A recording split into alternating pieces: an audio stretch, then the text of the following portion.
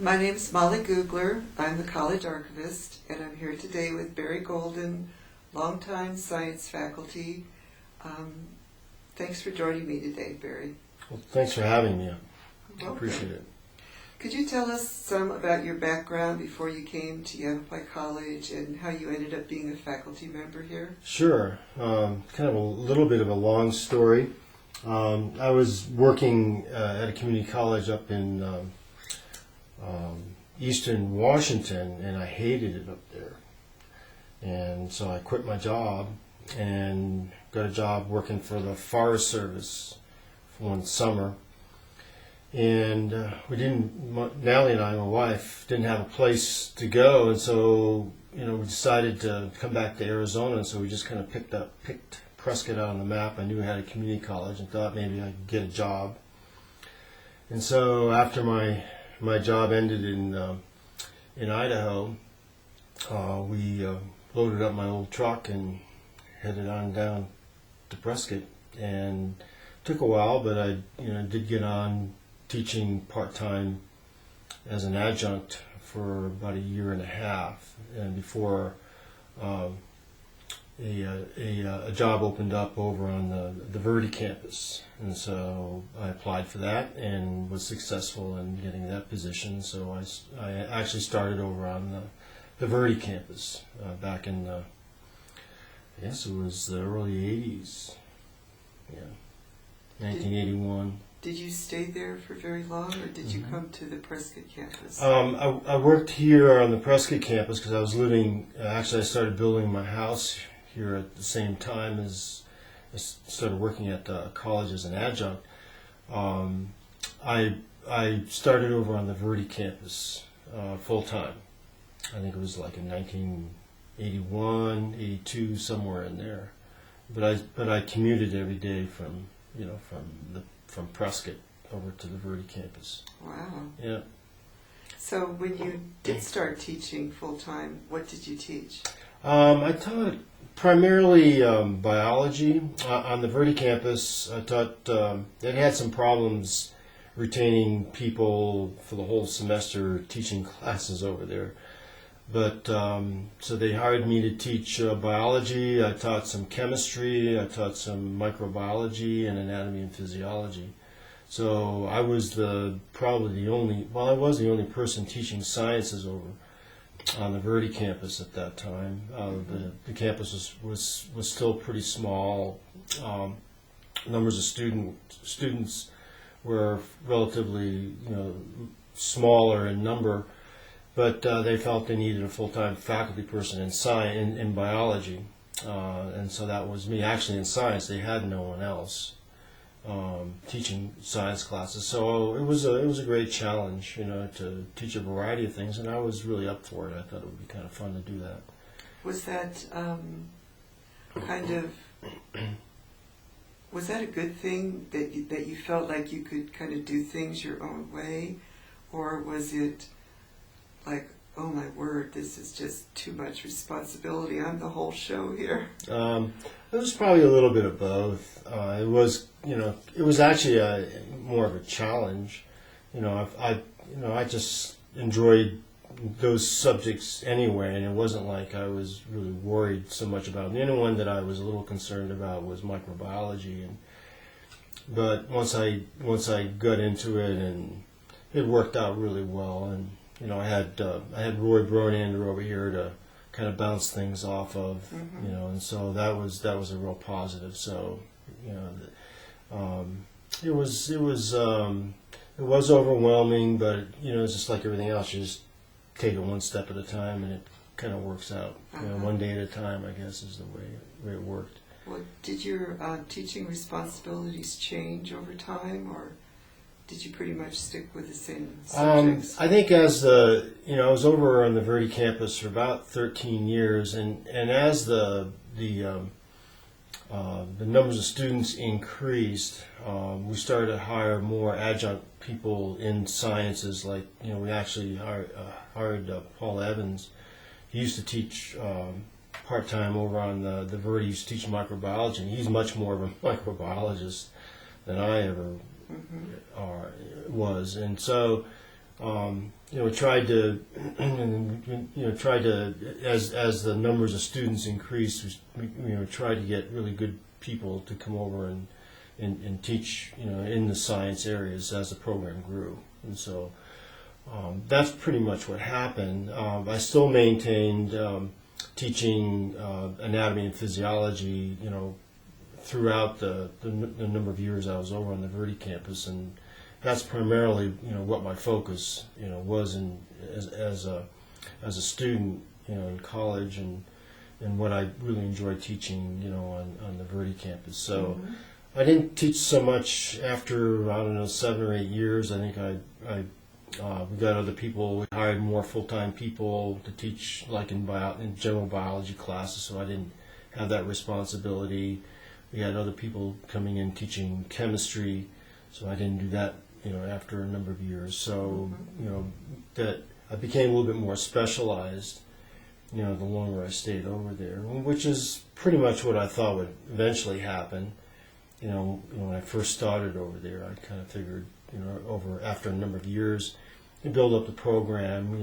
We actually helped design the lab over there. It was rather small at, the beginning, but it was a lab. It was a functioning lab. They didn't have anything, we didn't have any lab facility at all over on the Verde campus, and that was one of the first things, that I started, trying to make the administration realize, and so it actually was put in one of the first bond issues over there.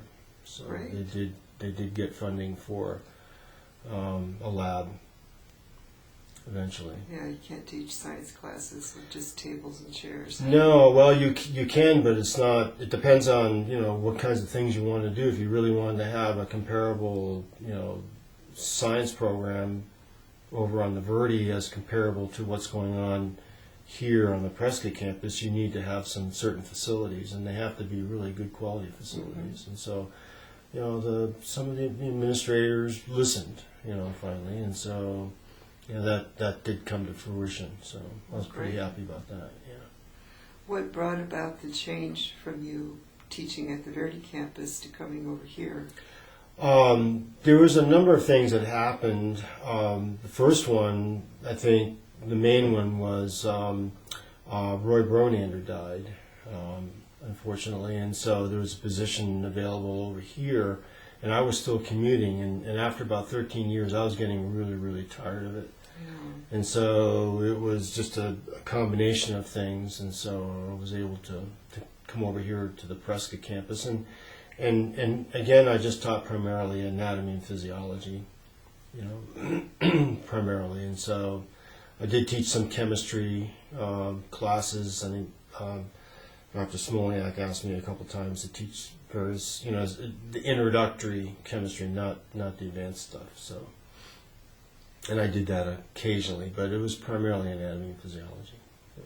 Were there any changes in the science department during your tenure here, such as courses taught or maybe development of specialized labs, anything like that?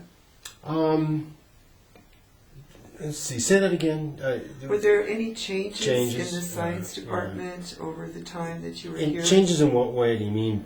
Were there different courses taught, or was the college able to build some specialized labs? Oh, yeah.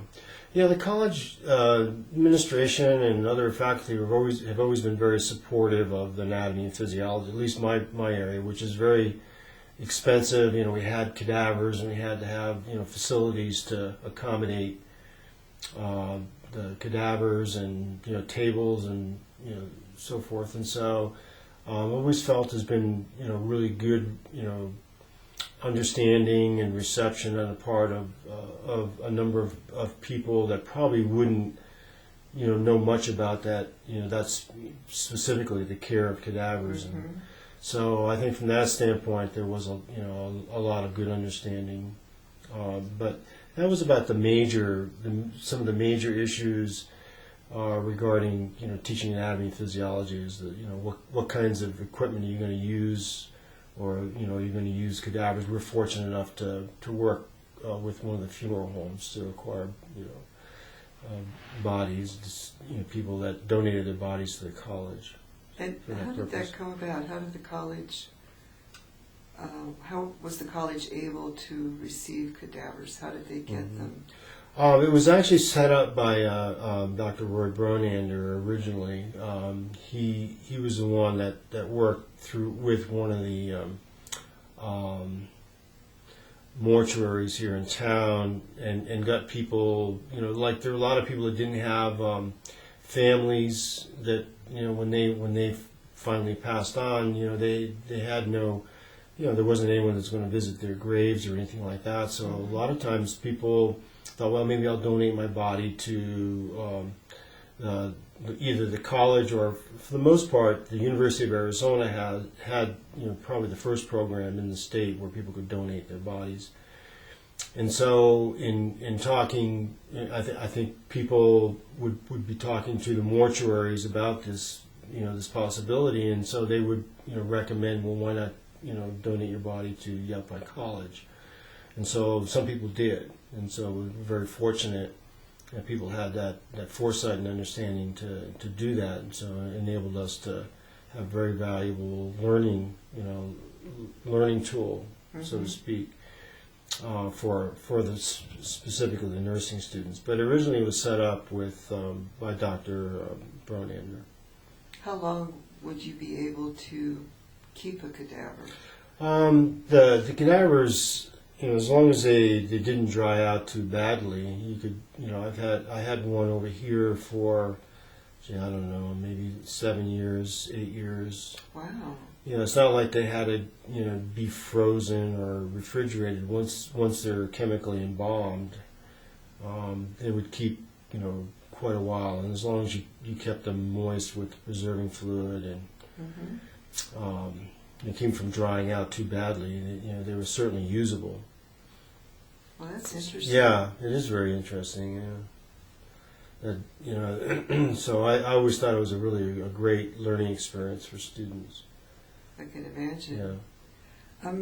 I was going to ask you how technology impacted your teaching, but you can focus on that, or if you want to, just talk about changes in your teaching over time. Yeah.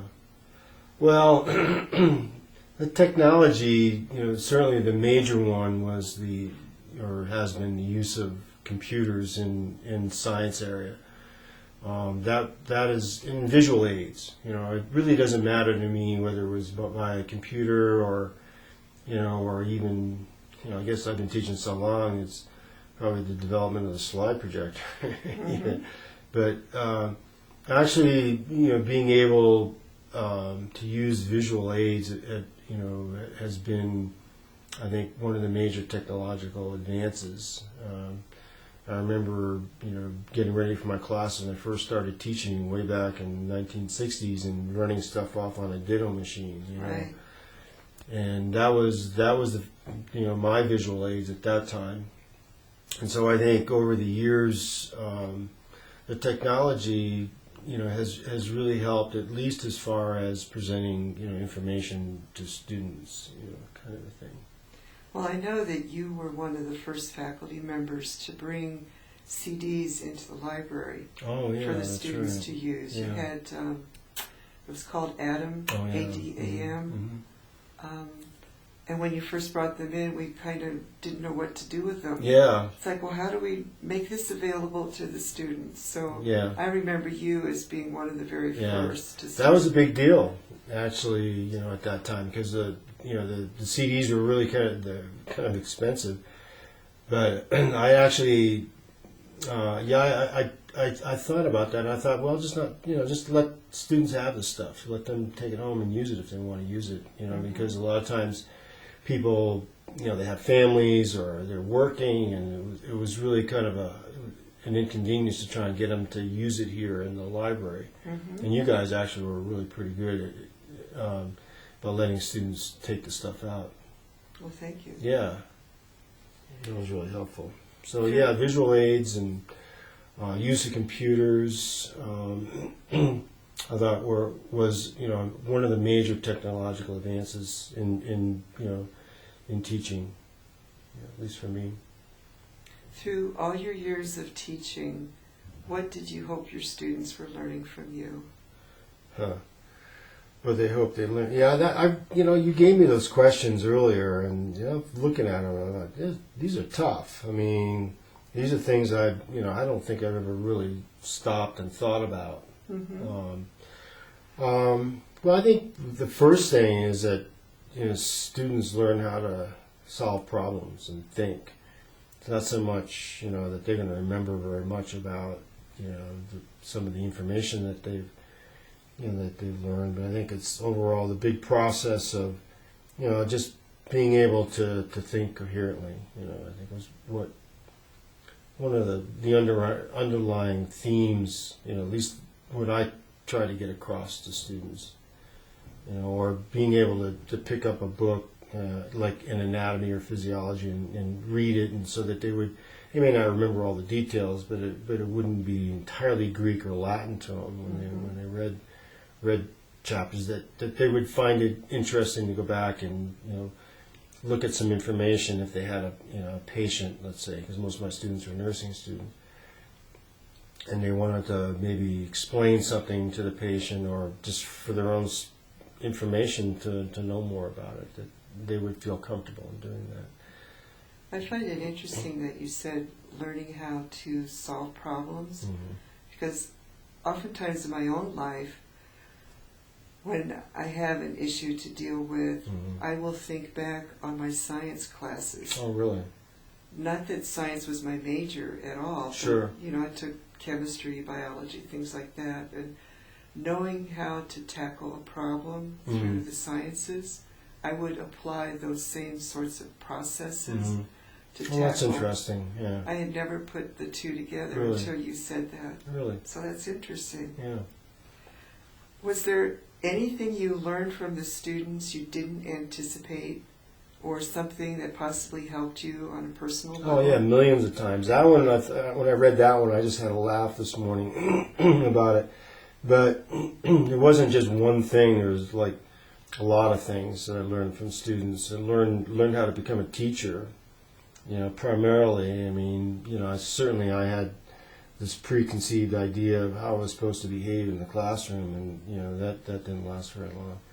But students, they're if you stop and listen, they can certainly tell you some very important things about how to become, probably a better person as well as a better teacher as well. So it wasn't just one thing; it was a lot of things, that you have certain.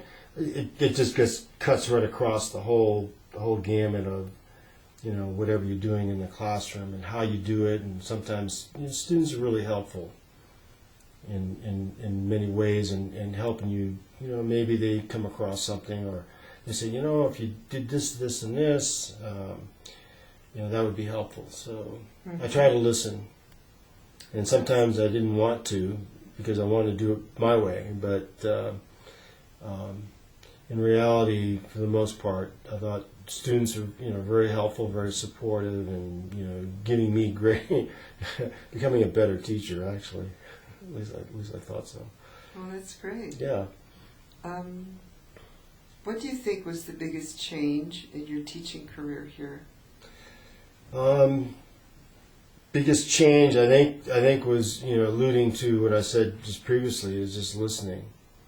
I think going back to this is a if you want to become a really good teacher, you can't just do it your own way.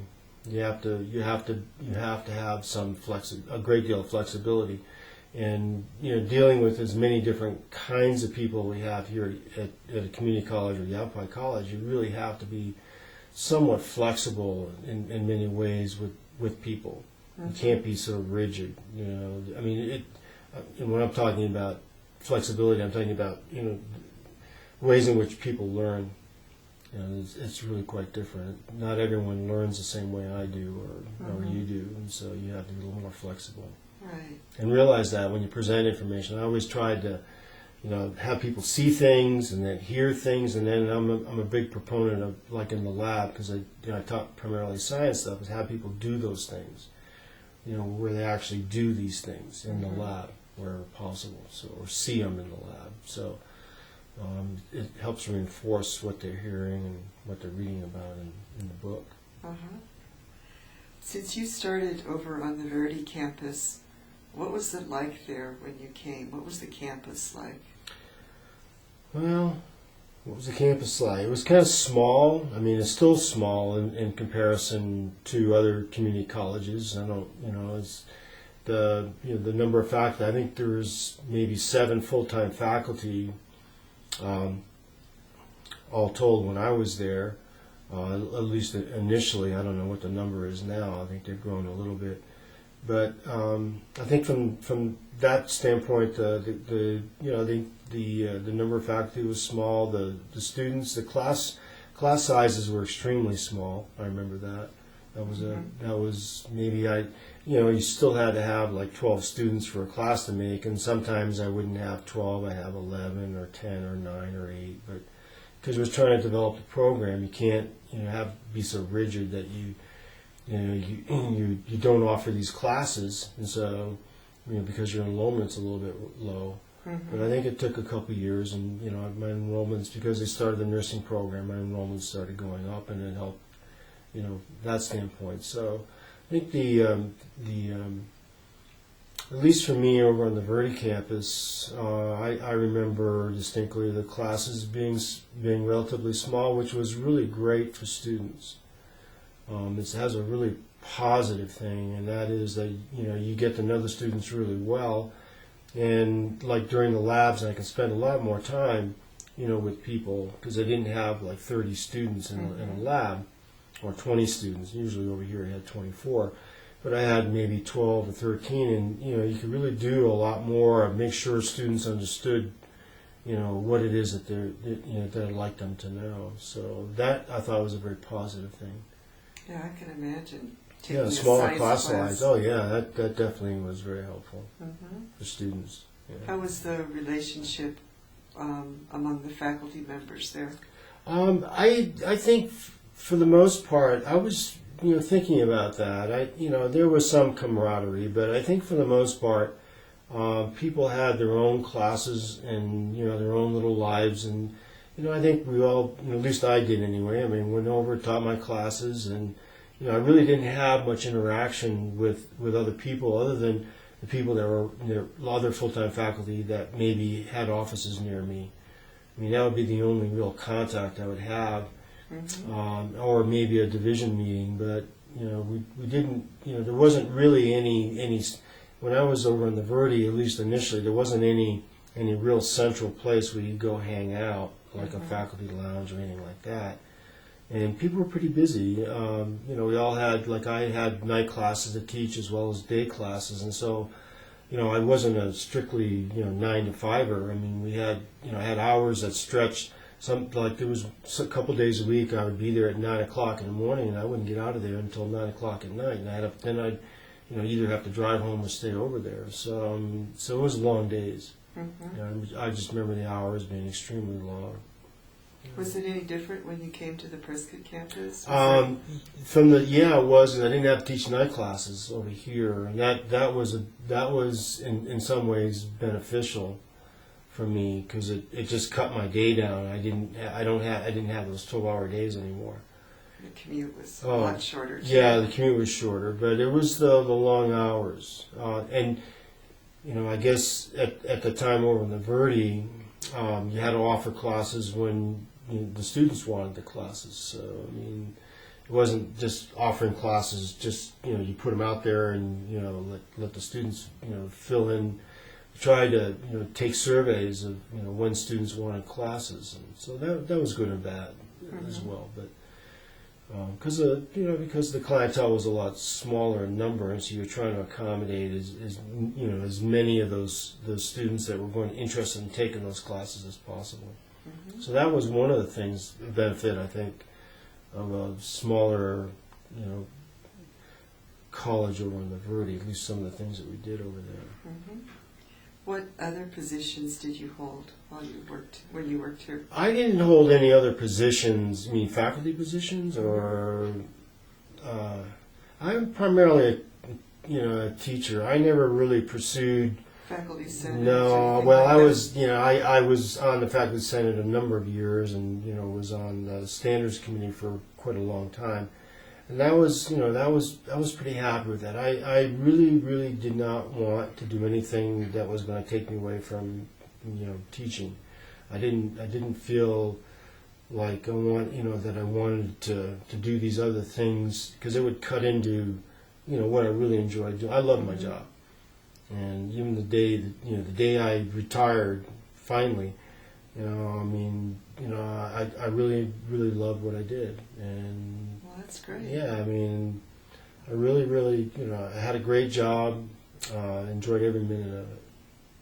Well, that's great to hear. Why, you don't hear that from other people, or they? No, I do. Oh, It's really good to hear. Well, good. I'm glad to hear that other people feel that same. Yeah. And some of the interviews that I've listened to already, there'll be instructors who went into administrative positions, assistant dean or something that. That's like a kiss of death for me. And then several of them said, I miss teaching. Right. So I went back to the classroom because that's where I wanted to be. Yeah, well, that's tough. When people, they tried this other lifestyle, maybe being an administrator, and they realized they belonged in the classroom. Mm-hmm. So that's good for them. Well, it's good that you knew right away. Oh yeah, I knew right away. There was one dean over on the Verde campus that kept asking me to apply for this assistant dean position over there, and I said, no, that's not for me. Mm-hmm. So I thanked her, but that wasn't for me. So. Of all the courses you've taught, what accomplishments bring you the most pride or satisfaction? Well, I think actually it's a course I'm still teaching as an adjunct over in Prescott Valley, and it's the AIDS class, LSC 101B. It was actually the second of the liberal science classes, which I guess the core is no longer a viable part of the college. But I thought, that one class was something that Ken Meyer and I sat down, and it was a class on AIDS. And we sat down and designed the class and all the coursework that went into it. And I thought it was a pretty innovative class at the time, and I think it still is. I still teach it. It's been over 20-something years now I've been teaching the class, and I still get, all excited about teaching it. Mm-hmm. So, and I've taught it, I don't know how many times, maybe at least 100 times. Well, it's such a timely topic. Yeah. And such a critical one. Yeah, it is. To know I get to talk dirty in class. I get to talk about sex and drugs and rock and roll. What else do you want, Molly? Come on. I got the best of all the worlds going on in that class. So, do you teach that now online or? Oh no, I would never teach it online. I teach it in Prescott Valley. They usually have me teaching in the pre-session. I did it, I think, for the first time about a year ago. They asked me out of the blue. I was about fell over. So I did it. So I've taught it over there twice, and so they've asked me back. They keep asking me back, so I don't know if they can't find anyone else or. But it's kind of a fun class. You wrote a book on that class. Well, I don't know if I wrote. Yeah, it's been fun. I've enjoyed it.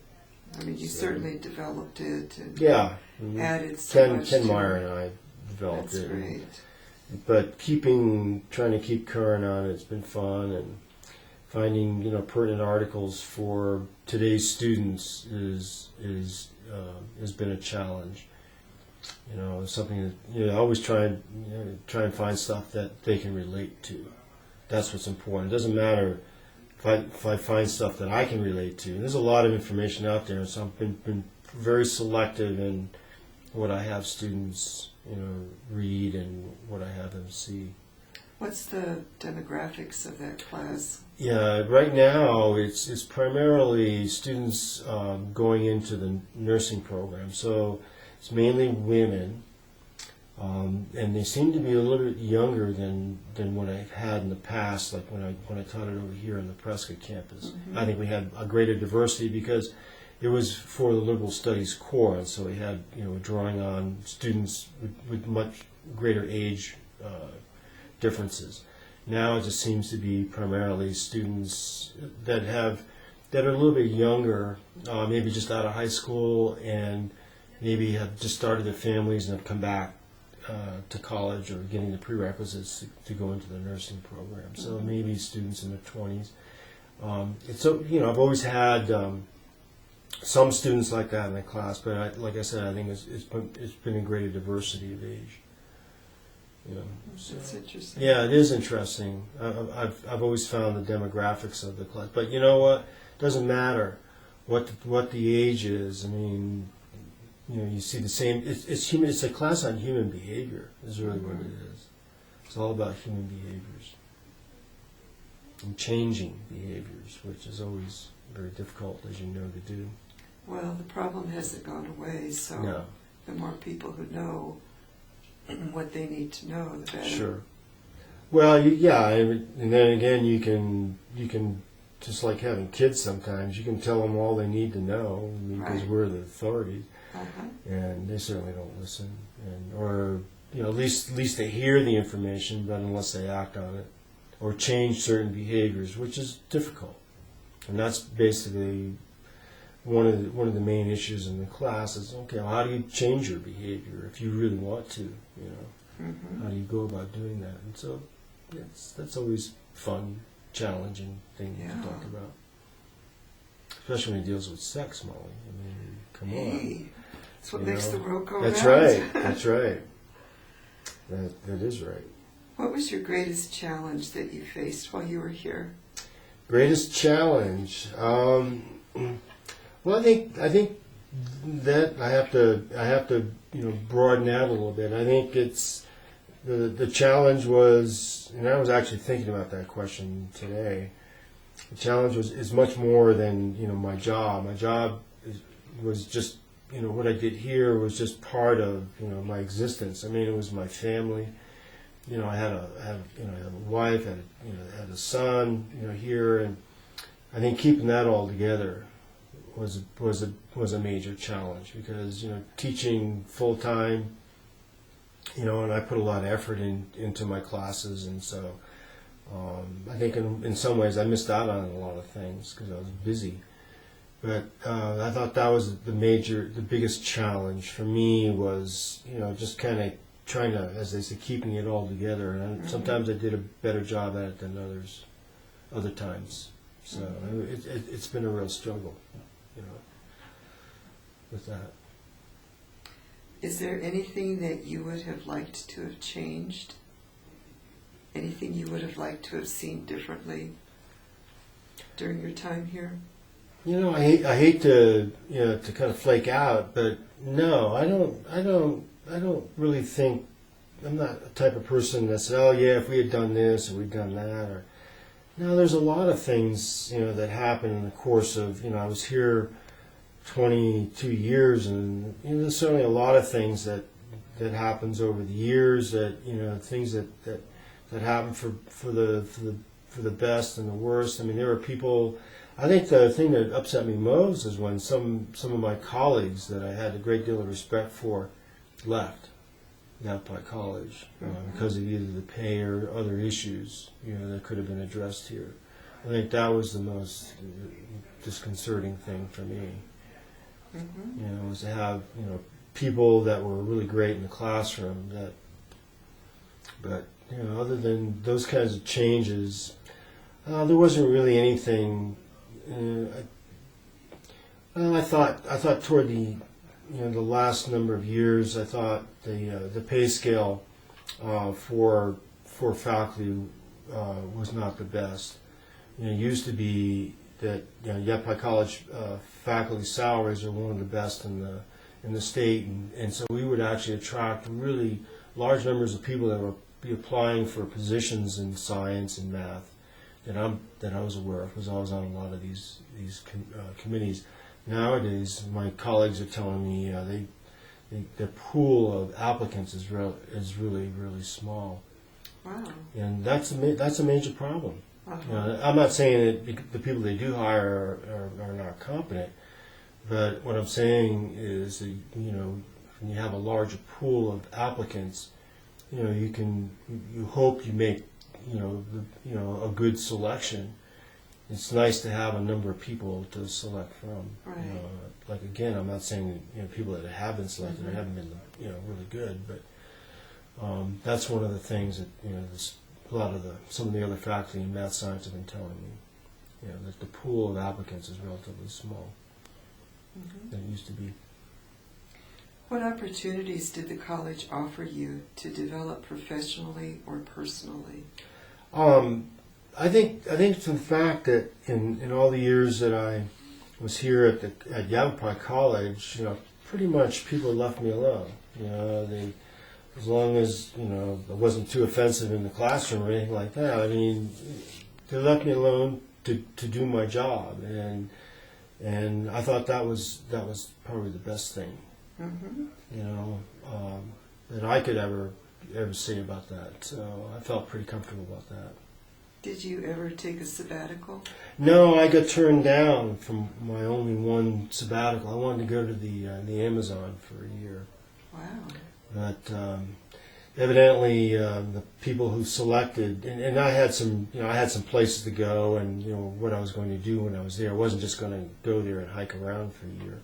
I had some very specific things I was going to do, but that one thing really irritated me, I think, because the people around the selection committee, they say, "Oh, you didn't have some bogus paper you want to submit or something. I don't know, some ridiculous thing." But this is real science stuff. That I thought could have really contributed to, I'm a biologist, a science type person, which I thought would have been really beneficial. Right. But evidently I wasn't the one selecting it, so.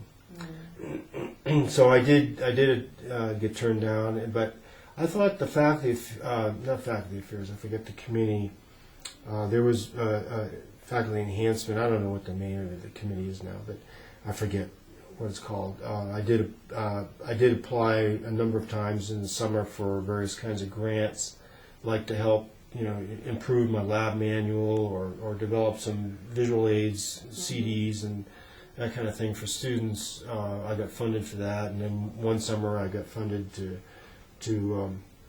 study bacteria off the coast of Maine, marine bacteria, with probably one of the country's top marine bacteriologists, which was really great.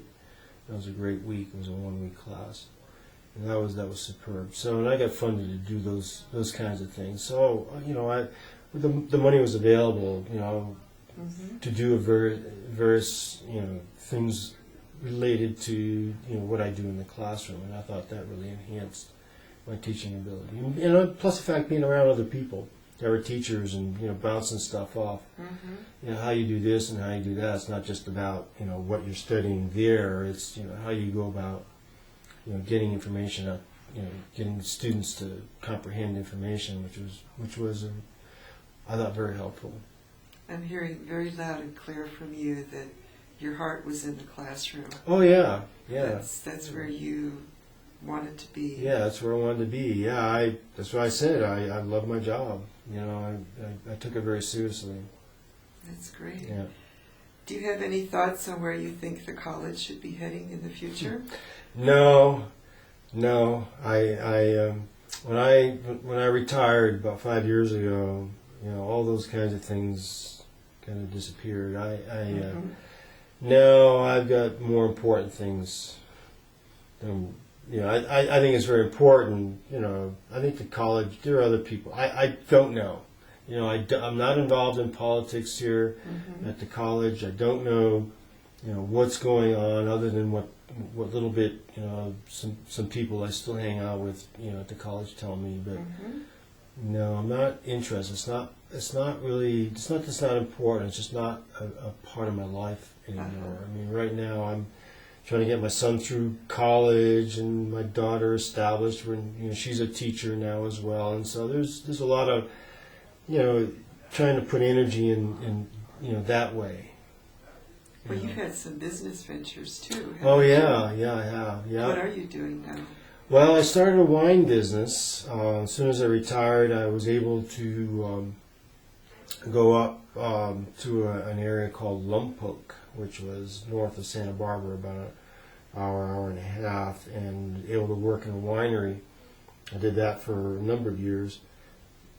Excuse me. And then I was able to make my own wine, which I've done the last couple of years, and so that's been kind of fun. That's been a great learning experience. Mm-hmm. You know, where you do something, where I did something, and I've always kind of been making beer and wine for years and years and years, but this was on a little bit bigger scale and a little bit more commercial scale. So, and the wines have been very well received, I must say. Do you select the grapes, or? Yeah, I go out and I buy fruit. They don't call it grapes; they call it fruit. And that's the term. That's okay.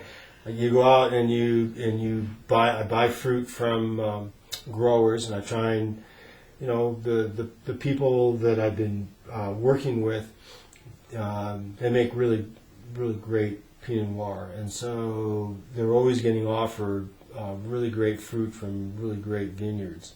When you start making really great wine, everyone wants you to make their wine out of their fruit. And so I was able to get a couple really great vineyards to make wine from. So from that, you can't make good wine from crappy grapes. Mm-hmm. It ain't gonna happen. What goes in comes out. That's right. What goes in comes out. And so you have to start with the best, or what you think is the best. So, and the job of a winemaker is not to screw it up.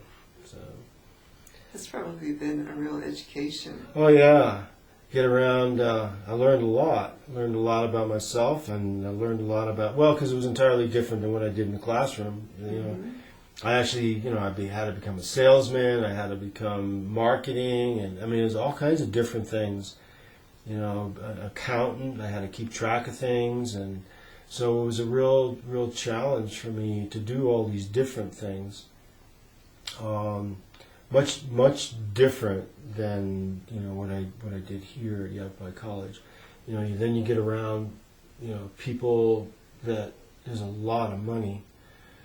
You just meet people that just unbelievable what some people have in this country. Mm-hmm. Especially in California. You go, like I went around, went up to San Francisco, and I went to this big wine tasting up in San Francisco, and my wines were part of this big wine tasting. And so, you just meet all kinds of people. It's just amazing, Molly, what's out there. Just amazing. Yeah, there seems, this is a real broad statement, but there's a real social strata. Those who drink beer, and those who drink wine, or those who are really into wine. Oh, yeah, there can be that strata. Although, I think sometimes people have misconceptions and about that as well, because some of the really great they call them palates, people that really can discern lots of nuances with wine. You would never know it, because unless you started sitting down and talking with them. Mm-hmm. It's the ones that are always telling you how great they are, the ones that you kind of think, well, get lost. Right. So when you're dealing with it all the time, you see it all the time. I got out, did a lot of wine tasting, and I had to sell my wine. I had to be a salesperson. I had to go out all these different wine stores all over California. I went all over San Diego, spent a lot of time in the LA area, a lot of time in the Central Coast, which is in Santa Barbara and north. So you go and you meet, drink wine with all these people, and it's great. It was a good lifestyle, but it was fun for a while, but it's a lot of hard work. Mm-hmm. Extremely a lot of hard work. So are you cutting back on Yeah, that? I'm cutting back on it now. Yeah. Now, do you still have your iris business? I still have the iris business, yeah, and I'm going to probably cut back on that as well. I have some back issues, and it's okay for a while. And a couple months ago, I was just weeding, a little simple thing, like just sitting there weeding, and I tweaked my back, and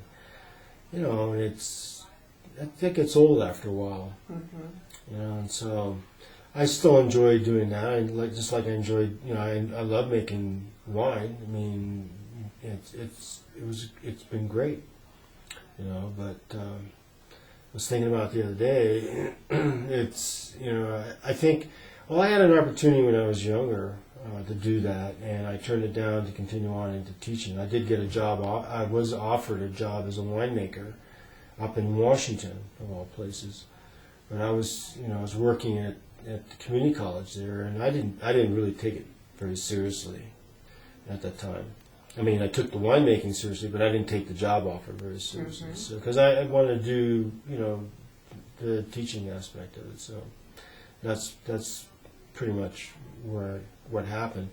But I think now, I was thinking about it. I had made some really what I think is pretty drinkable wine for a couple of years commercially, but it even then that was getting to me. It's just a lot of work physically. Mm-hmm. It's a lot of work, So lugging 45-pound boxes of wine around, can be kind of taxing. Well, you've had some unusual interests over the years. Yeah, it's been fun. I've certainly enjoyed it. That's great. Is there anything I missed that you'd like to talk about, or did we cover pretty much everything? There's a lot of things we can talk about, but I thought your questions that you gave me were they actually were a little bit on the challenging side. You can answer them very superficially, of course, or you can answer them truthfully. Mm-hmm. So hopefully I did a little bit of both. Well, I thank you so much for Thank coming you, in Molly. and doing Appreciate this. it. I really appreciate it. Sure. Thanks. I consider it a great honor that you asked me. I really appreciate that. Well, you had such a long career here Yeah. that I really It's wanted been to make fun. sure Yeah. that we captured your interview. Well, thank you. Okay. Thanks.